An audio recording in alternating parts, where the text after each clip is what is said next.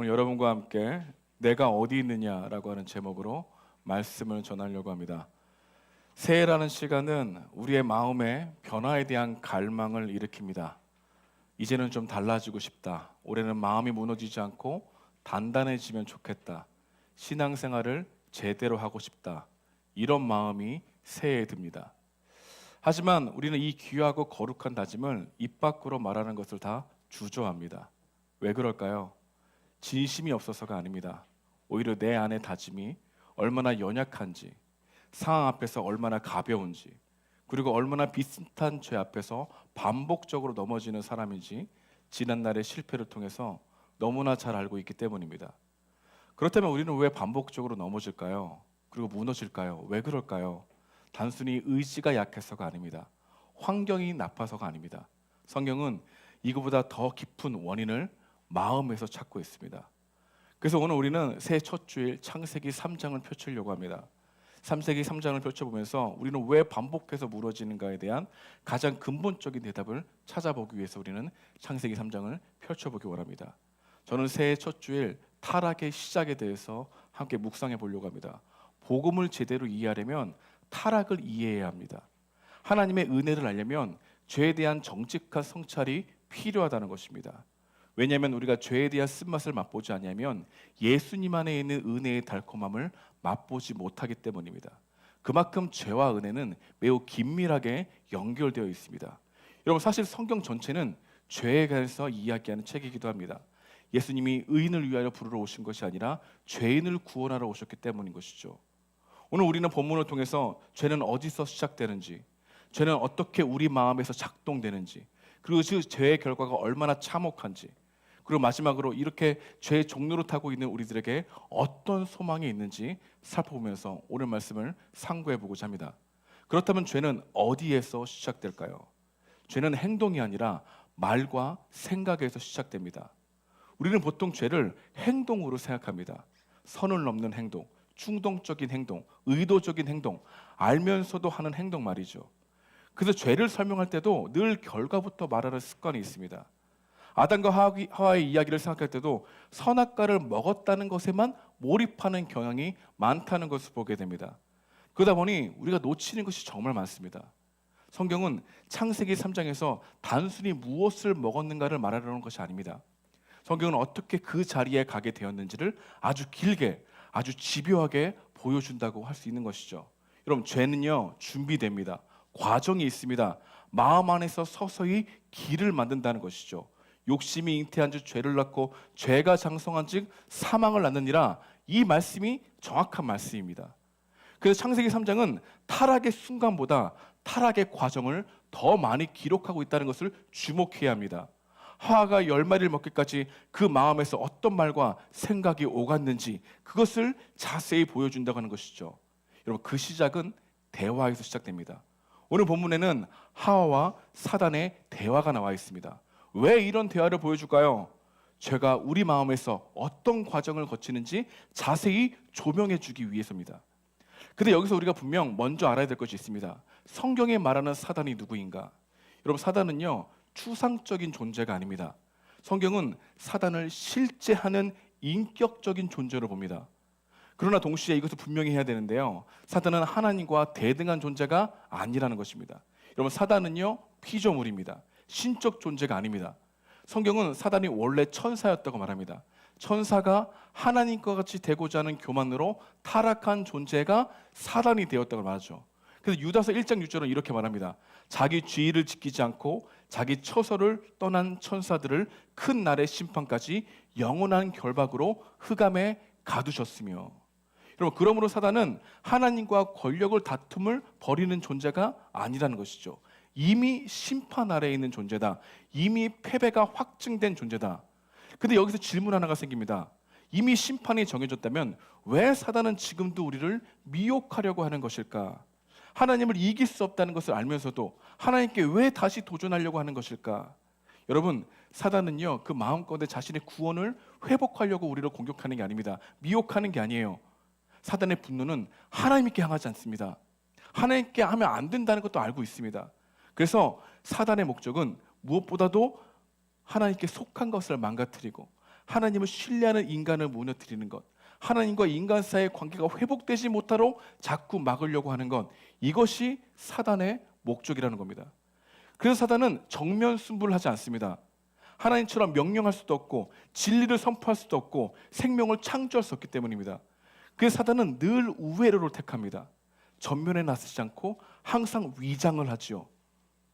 여러분, 고린도후서 11장 14절인데요. 우리 함께 읽어보겠습니다. 시작. 사탄도 자기를 광명한 천사로 가장하나니. 사단이 가장 잘하는 일, 자신을 숨기는 것입니다. 사단은 에덴 동산으로 걸어 들어오지 않았습니다. 내가 사단이야 이렇게 등장하지도 않았다는 겁니다. 뱀으로 위장했고 기어 들어왔죠. 어쩌면 겸손을 가장 겸손한 모습으로, 온유한 모습으로 걸어왔는지도 모르겠습니다. 중요한 것은 뱀이 아닙니다. 뱀으로 가장한 사단이라는 거죠. 사단은 전면으로 드러나지 않다겠죠. 그러나 사단은 말로써 자신을 드러냅니다. 여러분, 사단은 선악과를 들고 오지 않았어요. 사단은 말을 들고 왔습니다. 아니, 더 정확하게 말하면 질문을 들고 옵니다. 창세기 3장 1절은 이렇게 말합니다. 뱀이 여자에게 물어 이르되 하나님이 참으로 너희에게 동산 모든 나무 열매를 먹지 말라 하시더냐? 사단은 명령하지 않습니다. 질문합니다. 하나님이 참으로 먹지 말라고 했어? 여러분, 이 질문은요, 정보를 얻기 위한 질문이 아닙니다. 팩트를 확인하려고 하는 질문도 아닙니다. 이 질문의 목적은 단 하나입니다. 의심해도 되는 분위기를 만들려고 하는 것. 여러분, 사단의 미혹은 항상 의심하게 만듭니다. 정말 그렇게까지 말씀하셨다고? 정말 그렇게 믿어? 사단은 처음부터 하나님을 악하다고 말하지 않습니다. 왜냐하면 진리를 정면으로 부정하면 사람은 경계하기 때문입니다. 그래서 사단은 진리를 무너뜨리기 전에 먼저 진리를 의심하게 만드는 것이 사단입니다. 그리고 그 과정에서 반드시 사단은 과장합니다. 부풀립니다. 왜곡합니다. 거짓의 압이기 때문이죠. 여러분, 여러분들이 거짓말을 할 때 사단의 종로를 타고 있는 것이라는 것을 인지해 볼 필요도 있다는 것이죠. 하나님은 사람에게 동산 모든 나무의 열매를 마음껏 먹으라 이렇게 말씀하셨죠. 그러나 사단은 모든이라고 하는 단어를 지워버립니다. 마음껏이라는 단어를 지워버립니다. 사단은 하나님의 풍성하심을 삭제하고 금지된 한 가지를 부풀리죠. 하나님이 지금까지 주신 10가지를 삭제하고 하나님이 아직 주시지 않는 한 가지를 통해서 하나님의 선하심을 의심하게 만드는 것, 그리고 그런 마음이 든다면 사단의 종노릇하고 있는 우리들의 모습이 있을 수 있다는 것이죠. 그렇습니다. 사단은 하나님을 제한하고 빼앗은 분으로 비틀어 말씀을 전달하는 미혹을 우리 생각에 뿌리고 있다는 것입니다. 여기서 중요한 오해를 하나 짚고 넘어갑시다. 성경이 사단의 존재를 말한다고 해서 우리의 죄의 책임을 사단에게 떠넘기지는 않는다는 것이죠. 사단은 말을 던질 뿐입니다. 결정은 언제나 사람이 하는 것이죠. 사단은 강제로 먹일 수 없습니다. 사단은 손을 잡고 끌지도 못합니다. 절대 그렇게 못해요. 죄는 언제나 사단이 던진 말과 그 말에 반응하는 욕심과 의심이 결합될 때 나타난다는 것을 말하고 있죠. 반응하지 않아도 되는 말에 우리가 먼저 스스로 항상 반응한다는 겁니다. 여러분, 사단의 유혹은 대부분 외부의 음성처럼 들리지 않습니다. 귀에 들리는 목소리가 아니라 생각의 형태로 찾아옵니다. 어느 날 문득 우리 마음 가운데 생각이 찾아와요. 설득력 있는 생각, 괜히 마음에 오래 머무는 생각, 잘못된 말을 듣고 반응하는 생각, 부정적인 생각, 그 생각이 우리 가운데 계속해서 머무는 것. 이 정도 괜찮아?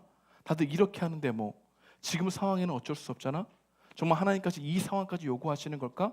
편하고 자신에게 유리하고 합리화하는 생각들로 자연스럽게 나에게 말을 건다는 겁니다. 마치 내 생각인 것처럼 느끼게 만듭니다. 그래서 더 위험하죠. 여러분, 우리가 여기서 꼭 붙들고 있어야 될 것이 무엇이냐면요, 생각이 난다고 해서 그 생각이 다 믿으면 안 된다는 것입니다. 생각이 자연스럽다고 해서 옳은 것이 아니라는 것입니다. 모든 생각은 신뢰의 대상이 아니라 분별의 대상이라는 것을 인지하고 살아가야 하는 것입니다. 여러분, 그러므로 기억하십시오. 거룩은 행동을 억지로 참는 게 아닙니다. 내 안에서 내 목소리처럼 들려오는 생각의 정체를 분별하는 것, 달콤한 합리화를 다시 한번 질문하는 것, 나의 생각인지 말씀이 흐려진 유혹인지 멈춰 서서 묻는 건 이게 거룩에 시작하는 문이라는 겁니다. 그래서 여러분, 여호와는 뭐라고 말씀하셨습니까? 여호와를 경외하는 지혜는 여호와를 경외하는 것에 있고 여호와의 말씀을 즐거워하는 삶의 태도와 자세가 분별에 힘이 있다고 말하는 것이죠. 그래서 여러분, 우리가 마음 가운데 어떤 일을 결심할 때 전에 항상 이 생각을 잘 묵상해 봐야 됩니다. 이것이 하나님이 기뻐하시는 생각이지 그렇지 않은 생각인지를 분별할 수 있는 마음을 우리가 가지고 있어야 한다는 것이죠. 그렇다면 두 번째로, 이 잘못된 생각은 우리 안에서 어떻게 작동될까요? 여러분, 죄는요 단순히 나쁜 생각이 스쳐 지나가는 것으로 끝나지 않습니다. 죄는 생각에서 자기 해석으로 작동됩니다. 그리고 그 해석을 스스로 믿어버려요. 그리고 행동으로 나아가기로 확신하는 겁니다. 창세기 3장에서는 이 지점을 자세히 우리에게 설명해 줍니다. 우리는 흔히 사단이 하와를 완전히 속였다고 생각합니다. 하지만 본문을 자세히 보십시오. 사단은 그저 불을 지폈을 뿐입니다. 타오를 준비가 된 장작은 이미 하와의 마음속에 있었다는 건 봐야 하는 것입니다. 우리는 하와가 선악과를 먹어서 죄가 들어왔다고 생각하지만 여러분, 개혁주의 신학은 이미 선악과를 먹기 전에 하나님에 대한 불신앙의 마음으로 인간의 의지가 떠났기 때문에 행동이 따라왔다는 것을 강조합니다. 하와가 선악과를 손에 쥐고 입으로 다가가기 전에 이미 마음속에서 하나님을 다르게 해석했다는 거죠. 하와는 사단과의 대화 속에서 적어도 3번 이상 이미 자기 안에 품고 있던 비틀어진 하나님, 왜곡된 하나님에 대한 인식이 있었습니다. 오늘 본문 2절과 3절인데요. 우리 함께 읽어보겠습니다. 시작. 여자가 뱀에게 말하되 동산 나무의 열매를 우리가 먹을 수 있으나 동산 중앙에 있는 나무의 열매는 하나님의 말씀에 너희는 먹지도 말고 만지지도 말라 너희가 죽을까 하노라 하셨느니라.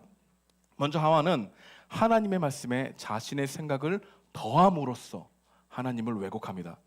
하와는 하나님이 먹지도 말고 만지지도 말라 하셨다고 말하고 있죠. 그런데 하나님은 만지지도 말라 이렇게 말한 적이 없습니다. 하와가 은연중에 이 말을 끼워 넣은 것이죠. 여러분, 단순히 말실수일까요? 아니라는 겁니다. 하와의 마음속에 이미 하나님에 대한 해석이 박혔다는 겁니다. 하와는 하나님을 이것저것 하지 말라 강요하는 규범의 하나님처럼 생각하기 시작했다는 겁니다. 선악과를 먹거나 먹지 않음이 관건이 아니라 창조주 하나님을 그 권위를 인정하는 것이 중요한데 하와는 그 본질을 흐려버린 것이죠. 하나님을 선한 분으로 인정하지 않은 채 하나님을 부담스러운 분으로 해석해버립니다.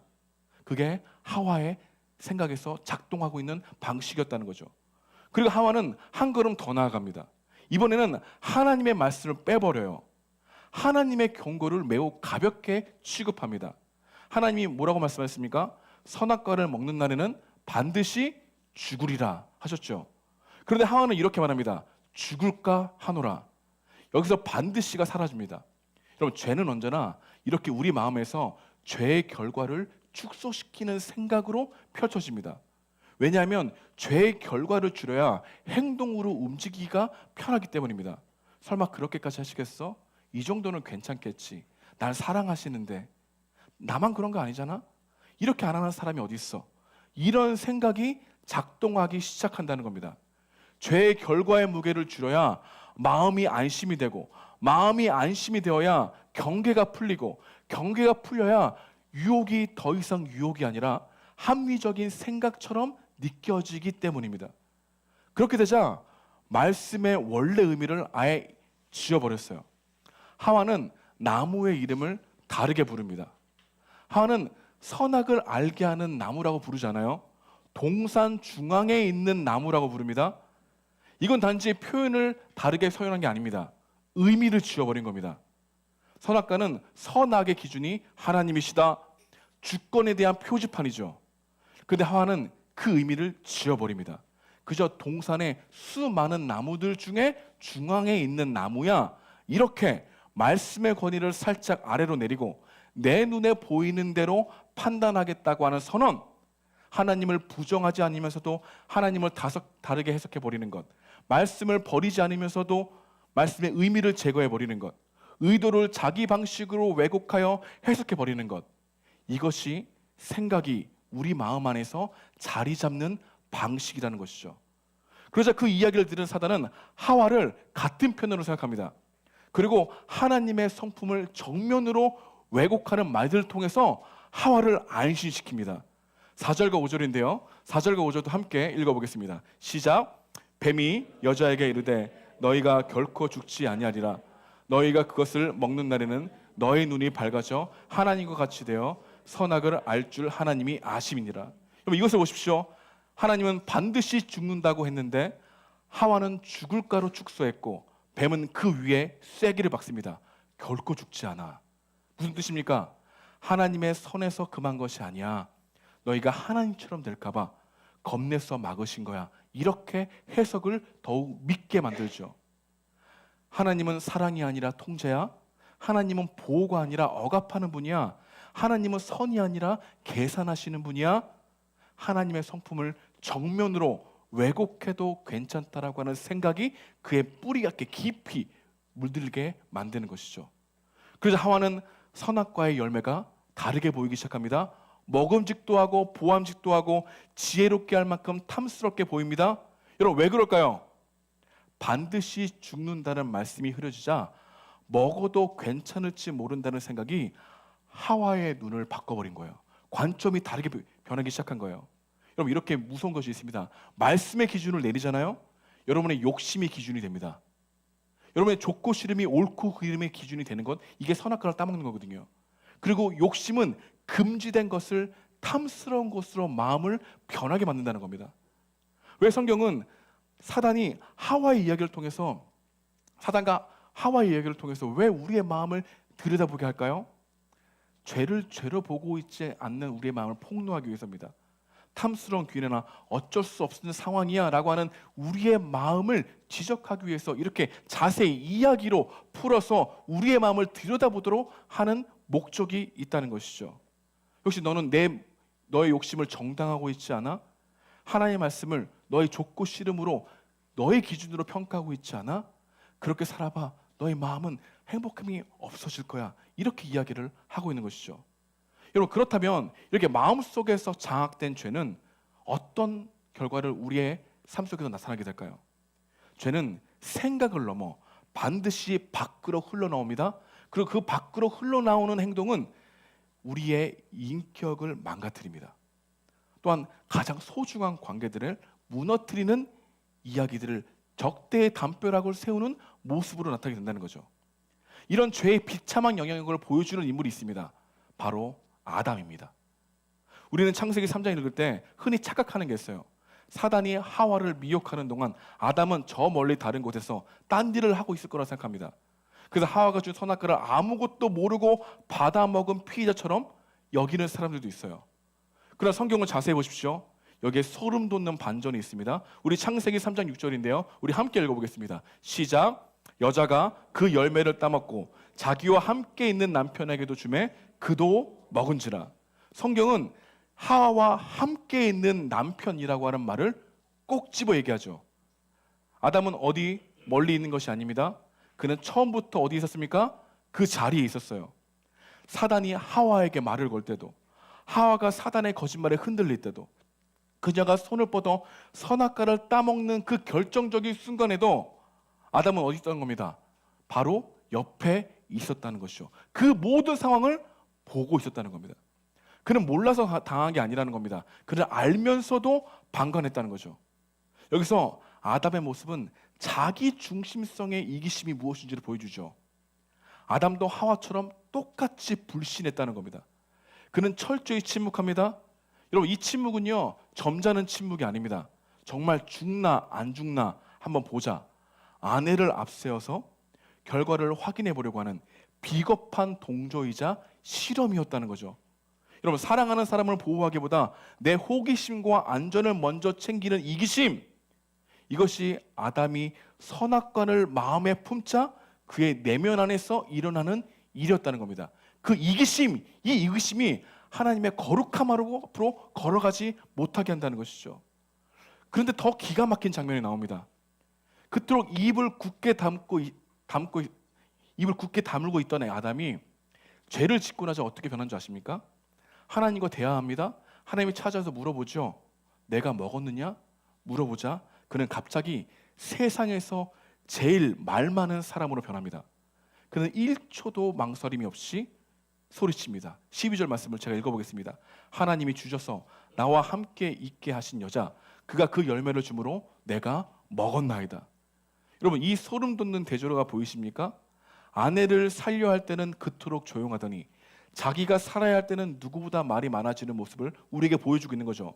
아내를 보호해야 할 때는 입을 다물더니 아내를 비난해야 할 때는 지체 없이 입을 여고 있는 것, 이게 죄가 하는 짓이라는 것을 우리에게 보여주고 있는 거죠.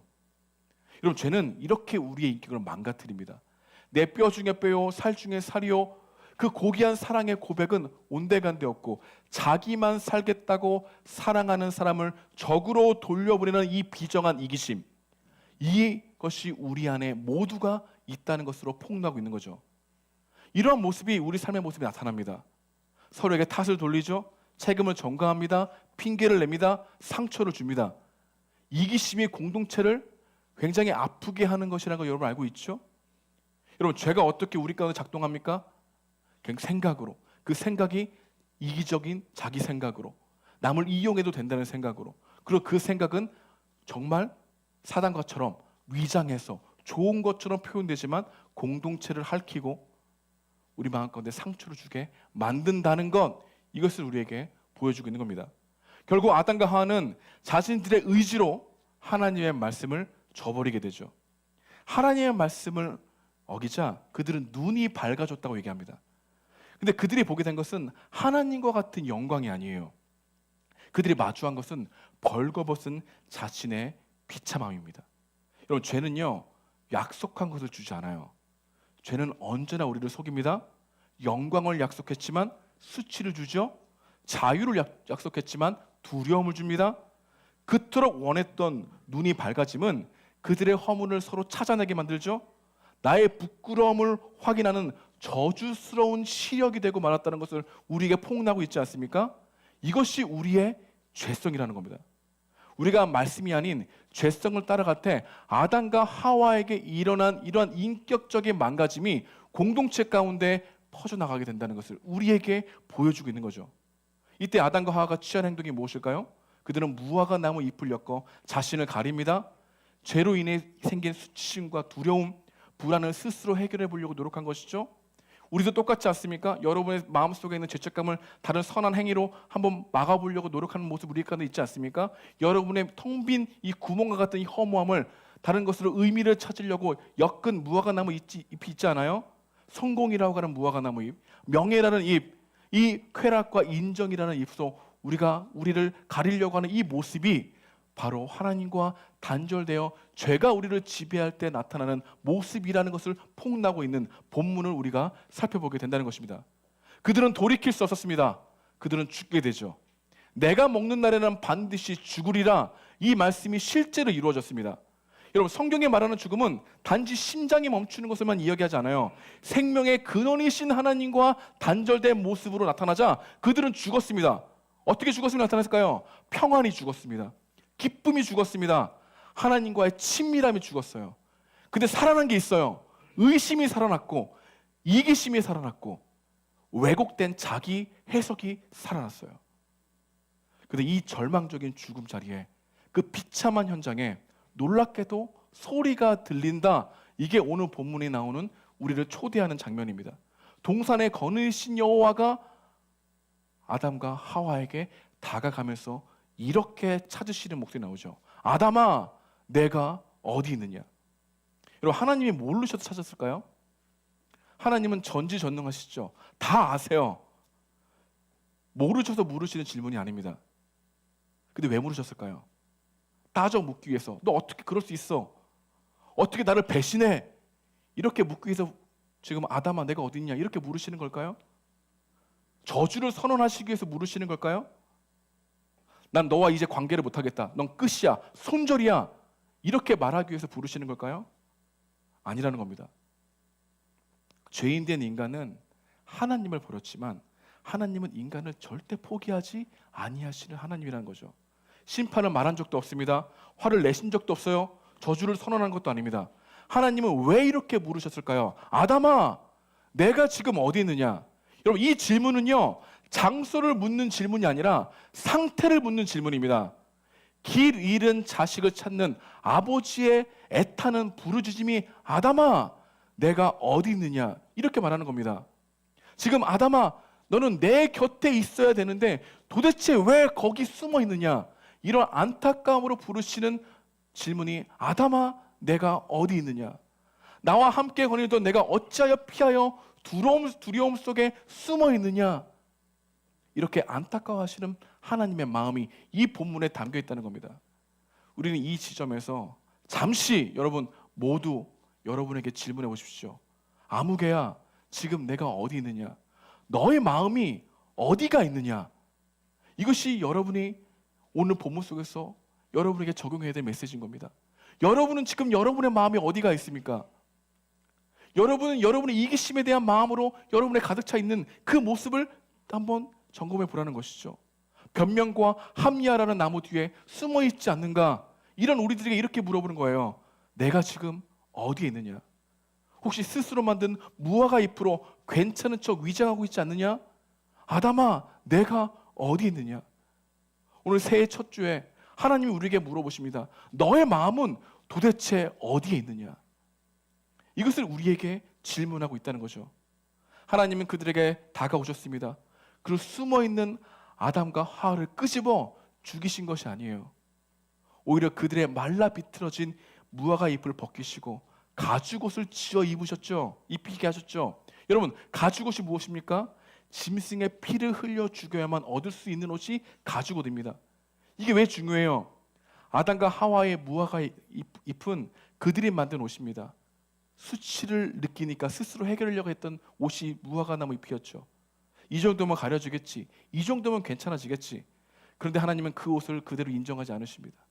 왜냐하면 죄와 수치와 이 죄책은 인간의 노력으로 덮이지 않기 때문입니다. 하나님이 가죽옷을 입히셨다. 죄의 문제는 너희가 조금 착해진다고 해결되는 문제가 아니야. 죽음과 피 흘림이 필요한 문제야. 이 이야기를 하시면서 입혀주신 거죠. 여러분, 이 옷은요, 나중에 예수님께서 십자가로 향하게 하시는 중요한 예표가 되는 표현입니다. 이 성경을 읽는 우리들은 이 가죽옷이 장차 오실 예수님이 십자가를 보여주는 표지라는 것 우리 모두 알고 있습니다. 예수님이 때가 참에 이 땅 가운데 오셔서 우리가 받아야 될 수치와 심판을 자기 몸으로 대신 받아주신 것은 곧 우리에게 가죽옷을 입혀주신 것과 같다는 것으로 표현할 수 있는 것입니다. 여러분, 예수님의 십자가에서 말미암아 우리 마음 가운데 어떤 옷이 입혀진 겁니까? 그분의 의의 옷이 입혀진 것이요. 여러분, 이 의의 옷이 입혀졌다고 하는 이 표현이 왜 중요합니까? 하나님께서 지금도 내가 어디 있느냐, 너의 마음이 어디 있느냐라고 죄책감으로 인하여 내가 스스로 의지를 다지지만 그 의지가 너무나 허망하고 연약하다는 것을 알고 숨어버린 우리들을 향하여 의의 옷을 가지고 준비하고 계시는 그 하나님의 손길이 있다는 것을 믿어야만 우리가 다짐하고 노력하겠다고 하는 이 열정이 흐려지더라도 다시 일어날 수 있는 힘이 생기기 때문입니다. 여러분, 우리는요 매번 다짐합니다. 매번 주님 앞에 열심을 다하려고 합니다. 말씀을 읽으려고 하고 기도하려고 합니다. 그런데 우리가 연약하고 계속해서 나의 생각이 계속해서 그것을 하지 못하게 하는 연약한 존재를 알고 있어요. 그럴 때 우리 주님은 내가 어디 있느냐 말하면서 의의 옷을 준비하고 있다는 것을 우리가 믿어야만 다시 용기를 내어 걸어갈 수 있는 힘을 우리가 가지고 걸어갈 수 있기 때문입니다. 여러분, 오늘 우리에게 주시는 메시지는 무엇입니까? 여러분, 여러분의 마음은 지금 하나님 앞에 있습니까? 정말 하나님 앞에 있습니까? 혹시 여러분은 믿음이 있는 척 가리면서 하나님의 말씀을 더하거나 빼거나 그 의미를 완전히 지워버려서 여러분의 그 이기심을 성취하려고 하는 마음으로 하나님 앞에 다가가는 거 아닙니까? 내가 어디 있느냐? 내 마음이 어디 있느냐? 이 질문 앞에 우리가 새해 첫날, 첫 주일 우리의 마음을 점검할 수 있는 귀한 시간이 되길 원합니다. 이것은 단순히 우리에게 질책하려고 하는 것이 아니라고 얘기했죠. 하나님의 의의 옷을 입혀주고 그분의 은혜로 말미암아 살아가기 원하시는 하나님의 열심이 우리 삶 가운데 지금 펼쳐지기를 원하신다는 이 간절한 소망을 본문의 메시지를 통해서 들을 수 있는 여러분과 제가 되길 주님의 이름으로 축복드립니다.